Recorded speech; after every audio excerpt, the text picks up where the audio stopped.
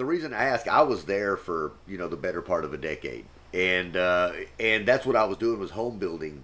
Back at that time, that was in the early 2000s, and I was just curious. At that time, it was a boom. There was such a surge of growth in that area. I mean, that's when all of your major little developments were put in. I know I was part And of them, and I know that it slowed during the recession. Everything kind of, now for me, my work didn't stop through the recession because and I was there during that time because of the mm, fact that we had contracts that were 2 years out.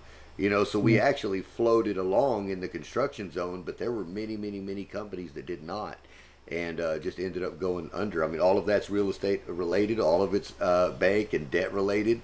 So if it wasn't able to be funded, or if funding got pulled because of what have you, everybody was left high and dry, contract or not. We were fortunate, but I was just wondering, are you still experiencing the same level of growth in your area?